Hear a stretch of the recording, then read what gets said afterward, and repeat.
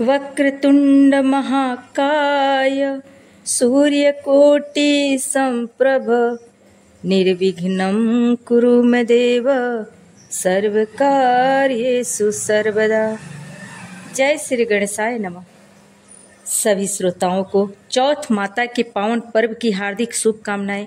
आज हम सुनेंगे। एक बार एक बूढ़ी माई थी जिनका एक ही बेटा था। बूढ़ी माई अपने बेटे के लिए 12 महीने की चौथ किया करती थी। बेटा लकड़ी लेकर आता और दोनों माँ बेटा उन्हें बेचकर अपना गुजारा किया करते। बूढ़ी माई रोजाना लकड़ी से 2 लकड़ी रख देती और चौथ के दिन बेटे से छुपकर बेचकर सामान लाती। 5 पुए बनाती। एक पुआ गणेश जी महाराज को, एक चौथ माता को चढ़ाती और एक ब्राह्मण को और एक अपने बेटे को खिलाती और एक पुआ खुद खा लेती थी। एक बार चौथ का दिन था। बेटा अपनी पड़ोसन के घर गया। वहाँ वह पुए बना रही थी तो उसने पूछा, आज क्या है जो पुए बना रखे हैं? पड़ोसन बोली, मैंने तो आज ही बनाए हैं, पर तेरी माँ तो चारों चौथ को पुए बनाती है। उसने जाकर अपनी माँ से पूछा, माँ तू रोज पुए बनाती है? मैं इतनी मेहनत से कमाता हूँ। बूढ़ी माई कहने लगी, बेटा मैं तो चौथ माता का व्रत करती हूँ। तब बेटा बोला, माँ तू मुझे रख ले या चौथ माता को ही रख ले। बूढ़ी माई बोली, मैं तो तेरे लिए ही चौथ का व्रत करती हूँ, इसलिए मैं तुझे छोड़ सकती हूँ पर चौथ माता को नहीं।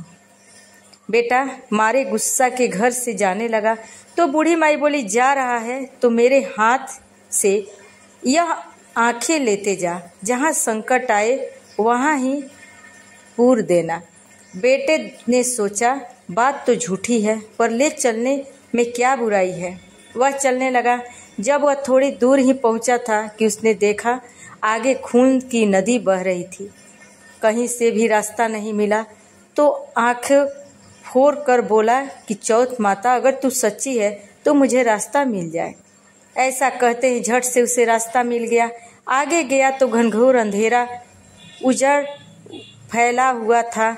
उसके मन में सोचा कि मैंने शेर भंगड़े खा जाएंगे, इसलिए वह आँखा पूर कर फिर बोला, चौथ माता मुझे रास्ता मिल जाए। और वह चौथ माता की कृपा से उसे जल्दी से रास्ता मिल गया। वह आगे चला। जाते जाते एक राजा की नगरी में पहुंचा। वहां राजा रोजाना एक आदमी की बलि देता था। वह एक बूढ़ी माई के पास गया और वह बूढ़ी माई उस समय रोती जा रही थी और रसोई घर में पुए बनाती जा रही थी। लड़के ने बूढ़ी माई से पूछा, बूढ़ी माई क्या बात है, तुम रो भी रही हो, पुए भी बना रही हो? बूढ़ी माई ने उत्तर दिया कि मेरे एक ही बेटा है जिसकी कल राजा बलि देने वाला है, मैं उसी के लिए पुए बना रही हूँ। तब वह बोला, बूढ़ी माई अपने बेटे की जगह मुझे पुए खिला दे, मैं उसी की जगह बलि चढ़ने चला जाऊंगा।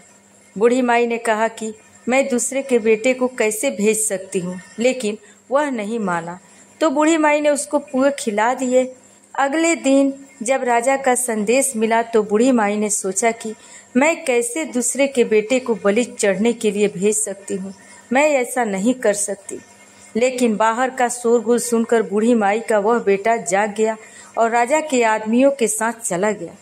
वहाँ पर मटके पकाने वाला आवाज, जिसमें कुम्हार मटों को पकाता था, बना हुआ था, जिसमें किसी इंसान की बलि देने के बाद ही उसमें आवा पकता था।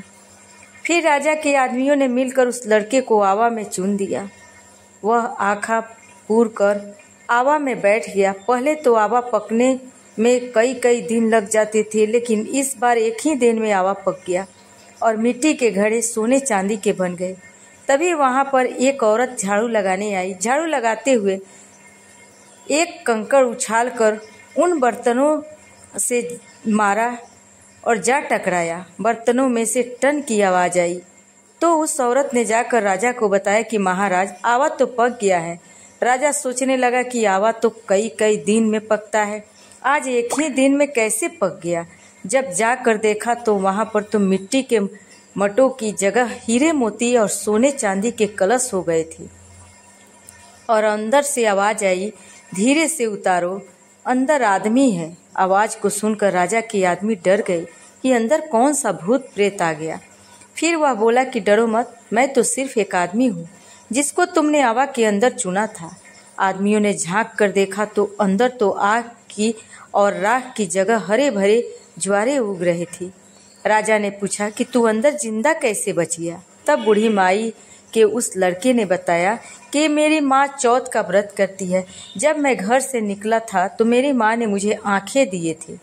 मैं उन्हीं को पूर कर बैठ जाता हूँ और चौथ माता की कृपा के कारण मैं बच गया। तब राजा ने कहा, मैं तुझे एक घोड़े पर बिठाकर सांकल बांध देता हूँ।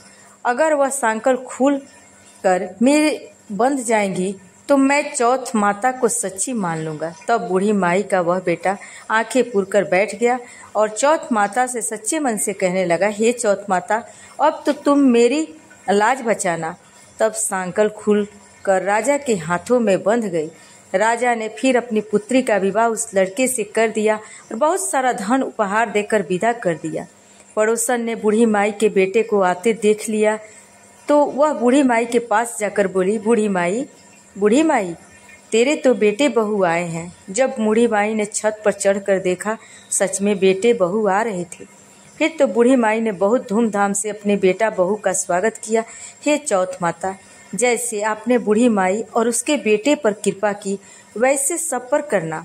भादवा की चौथ माता की कहानी कहने वाले को, सुनने वाले को और हुंकारा भरने वाले को और उनके सभी परिवार वालों पर अपनी कृपा करना। प्रेम से बोलिए चौथ माता की जय। अब हम सभी भक्त इस पावन कथा का समापन करते हैं।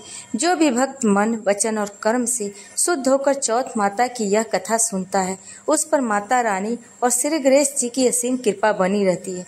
आप सभी को चौथ माता व्रत की हार्दिक शुभकामनाएं। जय चौथ माता की, जय गणेश की। अगर आपको यह कथा पसंद आई हो तो कृपया वीडियो को लाइक करें, शेयर करें और हमारे चैनल को सब्सक्राइब करें। यह चौथ माता से क्या वरदान मांगते हैं कमेंट करके जरूर बताएं। मिलते हैं अगले धार्मिक वीडियो में। जय माता दी।